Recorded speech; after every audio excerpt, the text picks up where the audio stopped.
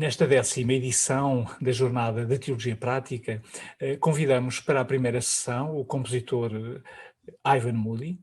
Entre outros substratos cristãos, a liturgia ortodoxa continua a fecundar a obra de vários criadores contemporâneos.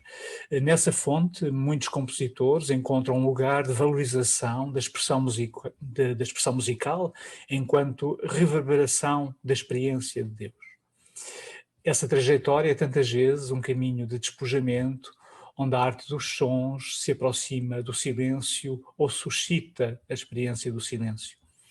Ivan Moody é certamente a pessoa certa para conversar connosco sobre isto. Ivan Moody nasceu em Londres, estudou música e teologia nas universidades de Londres, Joensuu e York. Reside em Portugal desde 1990, é cidadão português.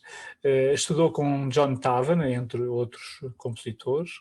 É compositor, tem dirigido vários agrupamentos, desenvolve um importante trabalho de investigação musicológica, particularmente ligado ao Centro de Sociologia Estética da Música, sediado na Universidade Nova de Lisboa. É protopresbítero da Igreja Ortodoxa, preside a comunidade de São João Russo, no Estoril, a comunidade ortodoxa do Patriarcado Ecuménico de Constantinopla.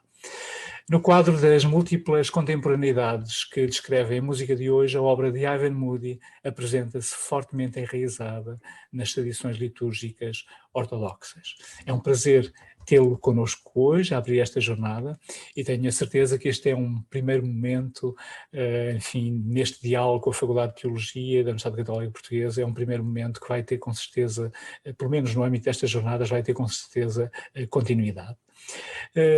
Enfim, esta conferência decorre no modo de entrevista, portanto eu vou conversar com o Ivan Moody e vou, enfim, antes de mais, colocar-lhe uma pergunta que diz respeito, de facto, à situação da criação musical contemporânea, de tradição europeia, onde, de facto, a memória cristã parece muitas vezes marcada por um certo paradoxo. Enfim, por um lado, multiplicam-se os diagnósticos que apontam para uma diminuição da pertença às igrejas cristãs, enfim, um significativo avanço também do peso relativo dos sem religião, enfim, no espaço europeu. Por outro lado, alguns dos compositores mais interpretados e mais ouvidos transportam na sua música marcas explícitas da tradição cristã e mesmo da própria vivência religiosa, da sua própria vivência religiosa. Enfim, Arvo Pärt, por exemplo, foi entre 2011 e 2018 o compositor vivo mais interpretado, segundo, enfim, algumas bases de dados de referência. Em 2019 terá sido superado pelo John Williams, mas manteve mesmo assim o segundo lugar, portanto é claramente, enfim, um facto relevante nesta nossa análise. Ivan Moody, como compreender esta força de atração por parte de uma música claramente vinculada a tradições religiosas ou à vivência religiosa do próprio compositor, num contexto em que, aparentemente, há uma certa erosão da pertença religiosa? Bom, antes de mais, gostava de agradecer o convite, que me dá muito prazer, mesmo sendo só virtual, sinto que estamos, de facto, a ter uma conversa em pessoa. Pois essa questão é complicada. Eu sinto que há uma busca da parte das pessoas, mesmo não sendo crentes. Há muita gente que precisa de daquele despojamento de que falaste, uma certa simplicidade, talvez, embora acho que esse aspecto tenha sido exagerado quando falamos da música de Arvo Pärt, ou de John Tavener, ou de Górecki, por exemplo. Há uma atenção exagerada prestada à suposta simplicidade, porque há, de facto, uma simplicidade em termos de textura, mas não necessariamente em termos de processo, só pelo facto de digamos, as páginas terem mais branco do que preto, que não é o caso, por exemplo, com Brian Ferneyhough, ou um compositor desse tipo. isso não quer dizer em si que os processos musicais sejam simplistas. Portanto, eu acho que é importante percebermos isso. É frequente ouvir hoje em dia que as pessoas dizerem que são espirituais, mas não religiosas, não é? São seres que têm uma atração, digamos, pelo infinito. Aliás, o saudoso Rautavaara, Eno Juhani Rautavaara, a quem pedi um ensaio uma vez para uma coletânea de escritos sobre a música e a religião, ele disse-me isso, que tinha uma atração pelo infinito. Taste for the infinite. Foi assim que ele disse. E eu acho que há muita gente que se considera nessa categoria. E, portanto, há uma correspondência entre esse tipo de música que possa ter, e certamente tem, no caso desses 3 compositores que falei, uma correspondência direta com a prática da religião, não é? Seja ortodoxa, seja católica, seja o que for, desde que haja isso. Pode-se considerar a música que é uma música com uma ligação ao sagrado. E é claro que isso é diferente do minimalismo. Claro. O minimalismo é uma música que trabalha com certas técnicas. Pode-se gostar ou não, mas é assim que se pode caracterizar essa música, não é? Ou música de processo. Mas não considero que esse tipo de música de que estamos a falar seja minimalista nesse sentido, porque a ideia do minimalismo põe o processo técnico à frente de qualquer outra coisa. Portanto, podemos, por exemplo, pensar no Steve Reich, que é judeu praticante, não é? E ele, pronto, também é minimalista, é um dos clássicos, né? Mas tem escrito obras com textos religiosos, em que ele acredita. Portanto, há uma série de relações muito complexas, penso eu, nesse sentido. Também há uma outra coisa. Há muitos anos, ou seja, nos anos 70, 80 também, havia aquela mania pelo canto gregoriano. E essa mania não foi uma mania religiosa, foi impulsionada por homens de negócios que chegavam a casa cansadíssimos, se deitavam numa câmara escura com uma vela e ouviam canto gregoriano. Era uma espécie de De terapia. De pois. terapia. Bom, nós vamos conversando com Ivan Moody e vamos também ouvindo a sua música, porque é também um dos objetivos deste nosso encontro. E nós vamos começar por ouvir o primeiro número de um tríptico que tem o título Genesis.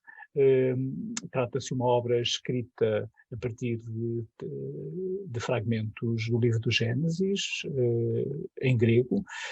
Foi uma obra escrita para um agrupamento português, Sete Lágrimas.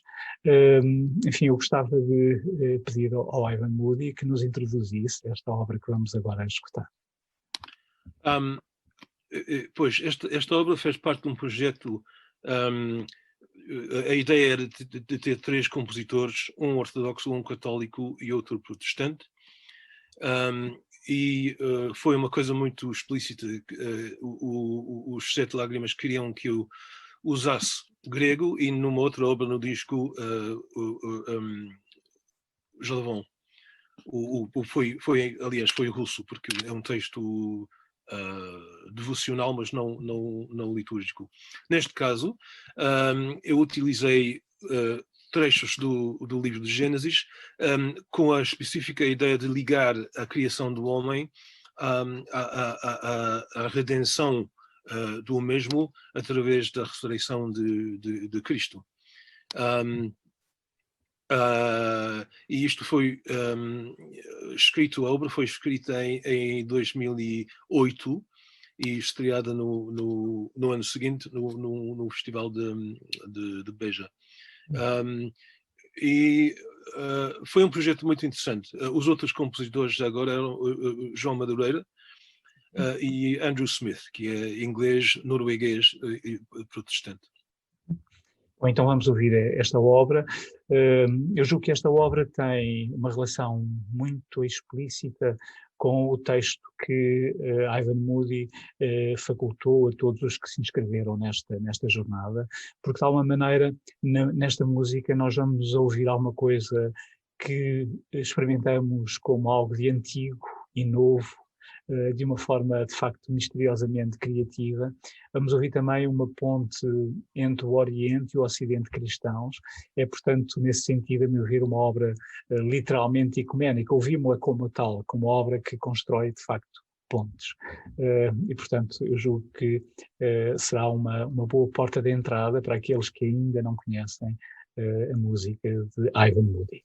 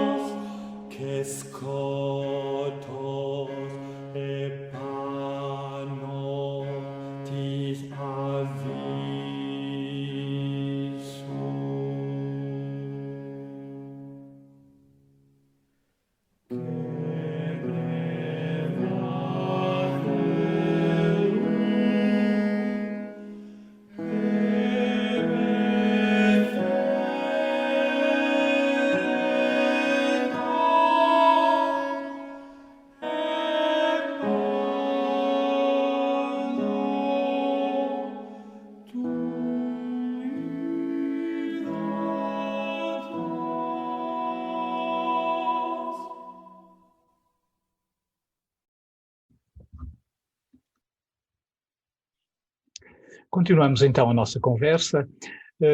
Julgo importante observar que mesmo entre os compositores que pessoalmente se apresentam como não crentes, não pertencentes a qualquer igreja, encontramos neles também a reutilização de materiais, de formas que fazem parte, de facto, do vasto arquivo, a que chamamos normalmente música sacra na Europa.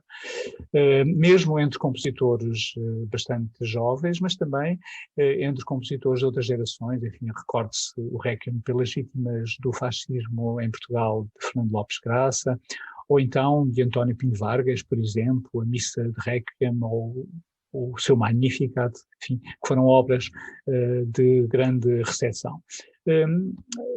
O que pensa desta relação de compositores não crentes com a memória religiosa ou a memória explicitamente cristã presente nas suas próprias obras? É um fenómeno muito curioso à primeira vista. Eu tenho conversado com amigos compositores sobre este fenómeno. Eu acho que pensam precisamente que é um arquivo comum, como usaste esta palavra, é uma palavra muito boa, um arquivo comum à humanidade, e mesmo não partilhando o aspecto confessional desses textos litúrgicos, encontram neles alguma coisa que lhes fala de uma experiência profundamente humana e comum, transversal a toda a humanidade. Não é? Eu confesso que não compreendo inteiramente o fenómeno, porque, por exemplo, se alguém quisesse que eu musicasse Das Kapital, o manifesto comunista, não era capaz, porque não é, nem sequer é por falta de respeito, é porque não é um texto que eu possa subscrever dessa maneira. Portanto, mas, por outro lado, do meu ponto de vista, esses textos litúrgicos, religiosos em geral, têm uma raiz muito mais profunda do que qualquer texto político, por exemplo. Portanto, ao mesmo tempo, não me surpreende que haja essa atração da parte de não crentes. Eu tenho falado com isso, por exemplo, falei sobre isso com o António Pinho Vargas, porque ele ficou muito pasmado há muitos anos. Eu dei-lhe uma cópia de um CD meu, uma obra que se chama Passion and Resurrection, Paixão e Ressurreição, e ele dizia que não percebia porque não era crente, e anos mais tarde começa a escrever, como observaste, obras com textos religiosos. E ainda não falei com ele sobre isso. Eu gostava de trocar impressões com ele sobre isso um dia. E tenho um outro amigo, por exemplo, em Inglaterra, o compositor Gabriel Jackson, que tem escrito imensas obras com textos religiosos. Ele também não é crente, mas eu penso que ele diria, talvez, como o Rotavara, que tem uma atração pelo infinito. E acho que, de alguma forma, será isso. Imagino que verás de uma forma diferente a questão do intérprete, já que também, enfim, uma paixão, segundo Mateus de Bach, é cantada por intérpretes que, obviamente, em muitos casos não serão crentes. Como é que vês essa diferença entre o compositor e o intérprete neste contexto? Eu penso que há uma maneira do intérprete estar no palco em que pode ser simplesmente um canal. Eu lembro quando estava a escrever precisamente essa obra, Passion and Resurrection, o tenor solista era John Potter, membro do Hilliard Ensemble e muitos outros agrupamentos, e tivemos uma longa conversa sobre o assunto, porque ele não é de maneira nenhuma crente, mas ele foi o evangelista na obra e deixou, a única maneira que eu posso explicar isso é deixou o texto fluir através dele de uma maneira extraordinária, e a gravação em que ele participou tem essa fluidez, é uma coisa límpida, uma coisa transparente ao divino, eu diria. Isso, apesar de ele não ser minimamente crente. Portanto, eu penso que esse fenómeno pode acontecer. Quando quando ficamos emocionados pela execução de uma obra, de uma paixão de Bach, ou uma coisa assim, obviamente não sabemos se a versão que estamos a ouvir está a ser tocada por crentes ou não é? É uma coisa que não se pode saber. Portanto, há sempre essa ambiguidade nesse aspecto da execução da música religiosa. Nós vamos continuar uma pequenina viagem pela música de Ivan Moody e vamos agora ouvir uma obra de que gosto particularmente. Tenho a certeza que as pessoas que nos acompanham também se deixarão impressionar por esta obra, Words of Angel. É uma obra mariana, um texto mariano que evoca, quer por um lado a Anunciação, quer também o júbilo da ressurreição, enfim, aquilo que talvez me me parece muito marcante nesta obra é, de facto, esse diálogo muito intenso entre, por um lado, uma dimensão de intimidade, que é própria da Anunciação, e, por outro lado, o júbilo que Ivan Moody, enfim, transporta em diversos momentos desta construção, que abrem, de facto, um horizonte espantoso nesta obra. É uma obra que eu penso que será, com certeza, marcante para todos os que ainda não a conheçam e que contactem com ela pela primeira vez nesta nossa conversa. Ivan, podes também dizer-nos alguma coisa sobre esta música? Com certeza. O texto vem da liturgia de Páscoa, é o hino à Mãe de Deus, e é em inglês, mas utilizo a palavra here, em grego, que quer dizer rejubila-te, que é a palavra que o anjo diz a Maria, não é? Rejubila-te, pois o teu filho ressuscitou. E é de facto esse júbilo que tentei comunicar na obra, que foi escrita para o trio medieval, que conheci quando fui compositor residente num curso dos Hilliard Ensemble em Cambridge, quando foi? 98. Ouvi um concerto com o trio e fiquei impressionadíssimo e convidaram-me a escrever uma obra. Aliás, foi outra vez o John Potter que me perguntou: tens alguma obra para três sopranos? Eu disse não.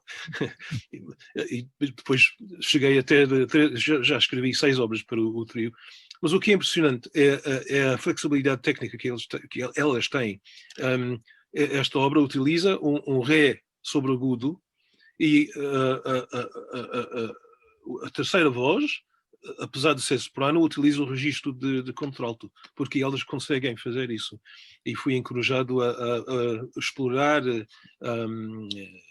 todas essas possibilidades sonoras que elas têm. Então, vamos escutar e retomaremos esta nossa conversa depois desta experiência de audição.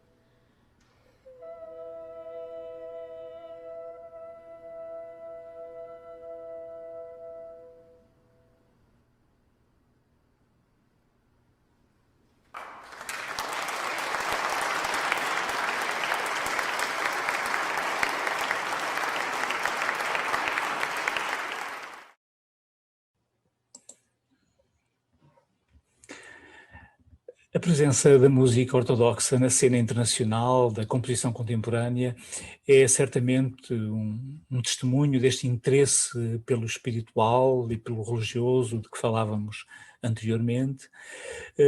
Nessa presença se inclui também a obra de Ivan Moody.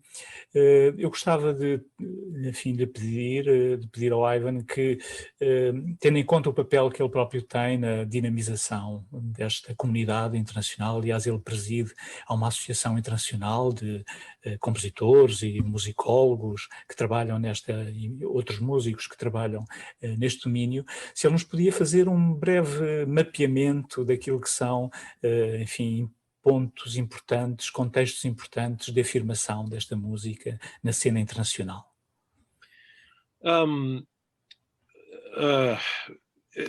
É muito interessante o que tem acontecido a partir do século XX, diria, na música ortodoxa, porque aconteceram muitas coisas em termos políticos, não é? Por exemplo, na Grécia, na Bulgária, na Sérvia, na ex-Jugoslávia, aliás, que tem a ver com a afirmação desses países como nações. Uhum. Isso acontece ao mesmo tempo que o modernismo chega como onda internacional. E, portanto, há um choque entre as duas coisas, que é uma coisa muito produtiva.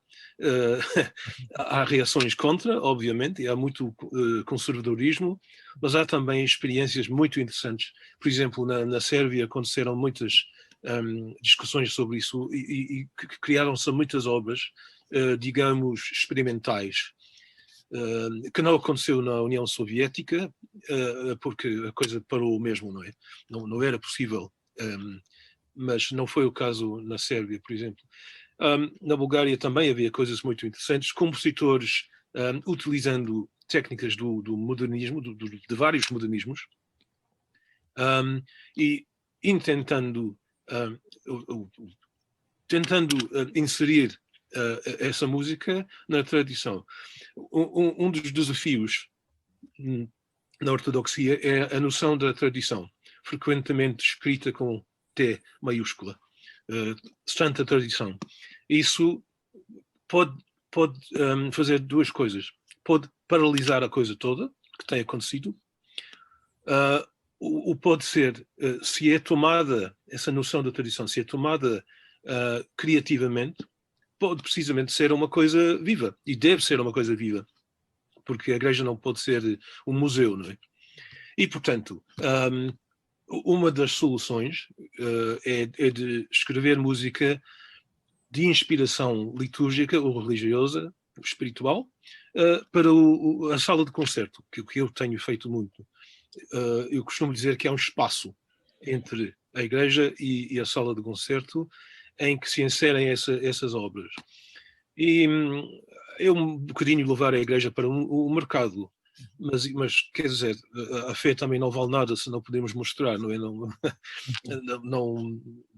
Não é uma coisa para ser escondida, não podemos ter vergonha. Portanto, há ondas de criatividade. Nos Estados Unidos há muitos casos interessantes aí. Há compositores jovens ortodoxos.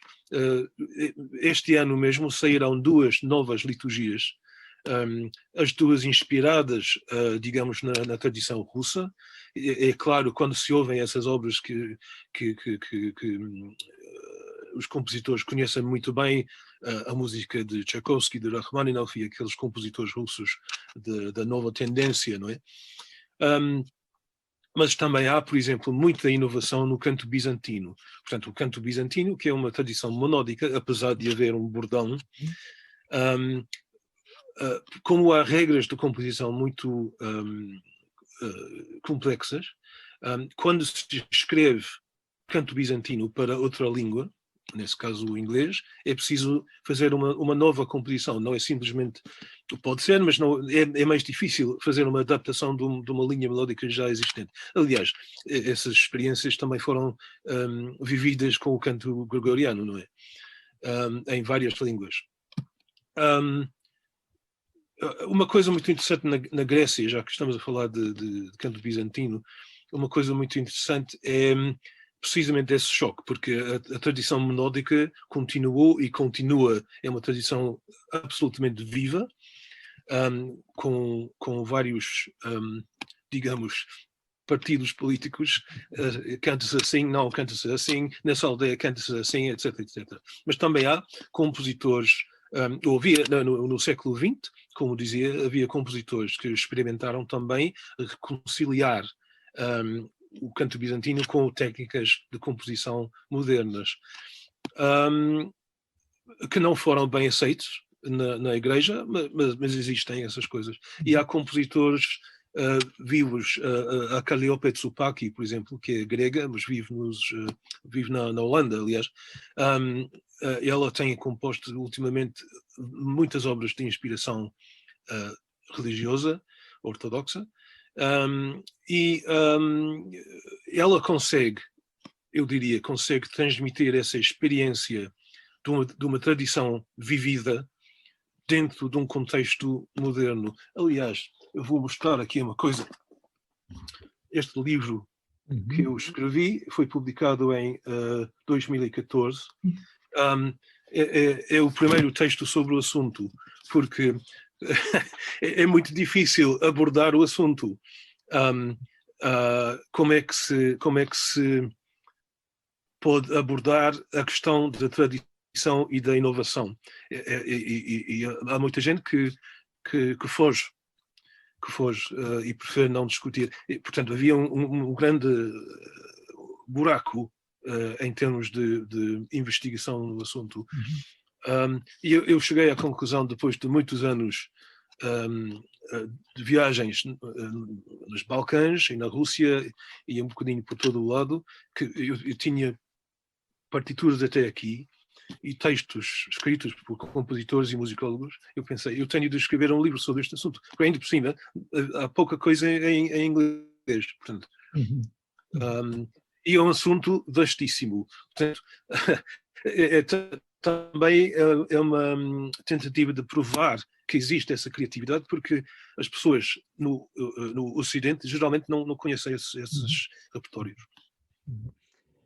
Nós vamos agora ouvir uma outra obra, um dos números da segunda série Canticum Canticorum, que eu penso que é uma obra que, de alguma maneira, reflete o teu interesse pelo trabalho sobre as línguas, não só sobre este texto em particular, mas também sobre as línguas, porque, tanto quanto sei, as várias séries de Canticum Canticorum que tens exploram, de facto, essa diversidade.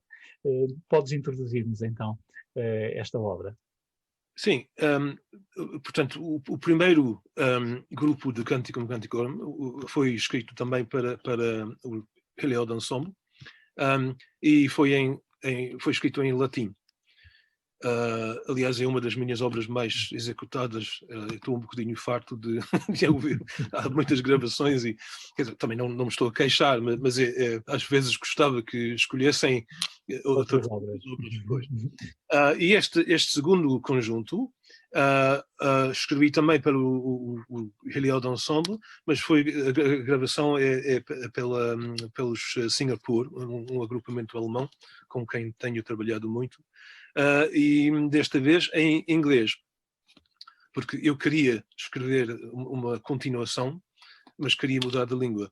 Aliás, se me lembro bem, foi uma das especificações quando falei com os Heliod sobre o assunto. E depois existe um terceiro Canticum Canticorum, em grego, que é para tenor e harpa, e um quarto em hebraico, que foi escrito para o Seattle Pro Música, um coro excelente em Seattle. E essa obra foi dedicada ao saudoso Vitor Roque Amaro, a quando do seu aniversário, quando fez 60 anos, precisamente.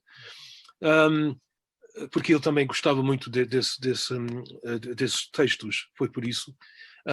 E é um texto muito interessante. São textos muito interessantes porque são textos que passíveis a serem interpretados de várias maneiras, não é? Há de facto o simbolismo espiritual, que aliás a liturgia romana faz muito uso disso, não é? Quando se usa um texto do Canticorum para a antífona, para um Magnificat, por exemplo. E também há esse lado sensual, porque é uma poesia altamente sensual. Portanto, de certa forma, como está na Bíblia, não é? De certa forma, faz de mim um pontifex no sentido literal, porque serve de ponte entre o mundo profano e o mundo espiritual. Então, vamos escutar. Penso que todos vão descobrir como, neste caso, Ivan Moody estabelece de facto uma ponte muito interessante entre as dimensões mais místicas deste texto, mas também as dimensões mais sensoriais. Isso, a meu ver, transcreve-se com bastante evidência na linguagem que Ivan Moody usou na construção desta obra.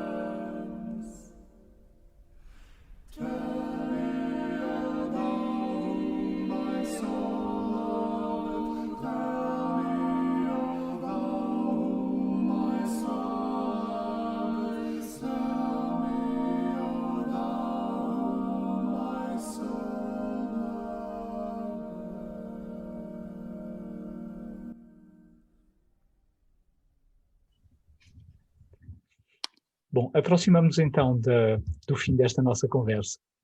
A minha última pergunta diz respeito a uma experiência que eu acho que muitas pessoas fazem quando ouvem música que tem de facto esta influência das tradições ortodoxas, em particular da própria liturgia ortodoxa, como dizias há bocadinho, na tua própria música, de alguma forma pretendes prolongar para outros contextos o próprio espírito da liturgia.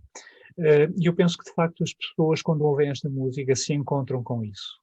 De alguma forma, talvez seja o modo de muitas delas se encontrarem com esse espírito da liturgia, quando, de facto, já não encontram noutro contexto, porque estão distanciados dele. E, nesse sentido, parece-me que, de facto, talvez seja a dimensão contemplativa que seja talvez o lugar de encontro mais privilegiado, talvez porque, embora obviamente na música ortodoxa encontramos linguagens muito diferentes, em todo o caso penso que por vezes há uma temporalidade de facto característica que pode suscitar essa experiência de silêncio interior e de contemplação e portanto também um certo encontro com o essencial, que é o tema que nos reúne nesta jornada. Enfim, o que nos poderias dizer, de facto, sobre essa força da atração contemplativa que, porventura, a grande parte da música marcada por essas tradições pode ter? Eu confesso que não gosto muito da palavra contemplativa, porque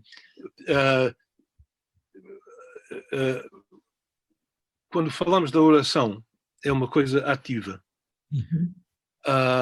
É claro que não estou a dizer que estejamos a orar, não é, a rezar durante um concerto, embora possa acontecer. Mas eu acho que há, precisamente pelo envolvimento do ouvinte, uma coisa que vai contra a contemplação. É claro que uma pessoa pode perfeitamente adormecer, que pode passar rapidamente de um estado de audição ativa para um estado de sonambulismo quase. Mas, dito isso, há também esse elemento que eu concordo que vem dessa ideia do prolongamento da experiência litúrgica. Portanto, é uma espécie de... Como eu disse há bocado, eu acho que é um espaço entre a igreja e a sala de concerto onde isso pode acontecer. E isso tem muito a ver com o silêncio, ou até o silêncio relativo. Há obras de Tavener, por exemplo, eu estou a pensar, por exemplo, em Icon of Light, que tem momentos de silêncio claramente indicados. Também há obras de Arvo Pärt, que têm compassos de silêncio muito calculados, muito precisamente. E há um outro exemplo que é uma obra de Sofia Gubaidulina, Stimmen verstummen, que tem um andamento para o maestro. Não há som nenhum, mas há indicações na partitura dos gestos que o mestre devia fazer.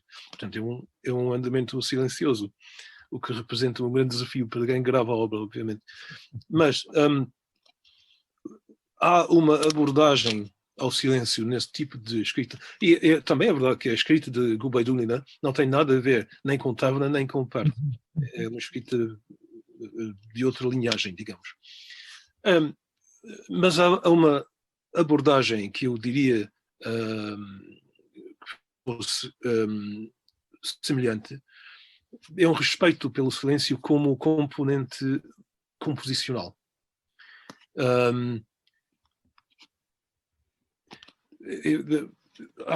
Às vezes nós experimentamos aqueles momentos depois de uma obra terminar e logo as pessoas estão em pé a aplaudir antes do som ter desaparecido, não é?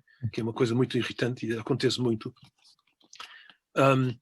E portanto, há aquela questão da ressonância da peça depois das notas acabarem. E isso pode acontecer ao contrário também. Eu lembro-me de uma experiência, outra vez com a minha obra Passion and Resurrection, quando foi feita em Maastricht, num festival de música sacra em Maastricht, na Holanda. Houve um silêncio total durante, não sei, um minuto, uma coisa assim, que é uma coisa assustadora. Mas não havia outra reação possível também. E depois aconteceu, começaram os aplausos e tudo isso. Mas aquele momento de silêncio foi muito importante, porque isso mostrou-me que o público tinha percebido o que eu queria transmitir nessa obra. Foi uma apreciação que aplauso instantâneo teria quebrado completamente. Portanto, e é claro que isso pode acontecer com qualquer tipo de música. Quando ouvimos o fim de uma sinfonia de Sibelius ou coisa assim, não queremos já aplausos, queremos assumir a experiência, queremos ingerir, digamos, a experiência que acabamos de ter. E se calhar entra algum tipo de contemplação, porque estamos a reviver a experiência e a pensar o que é que isso significou para mim como ouvinte, como é que eu posso processar esta experiência auditiva. E é claro que quem trabalha com o silêncio como compositor tem essa consciência. Eu falei há bocado no silêncio relativo também, que o Taverna utiliza muito. Ele tem muitas obras que pedem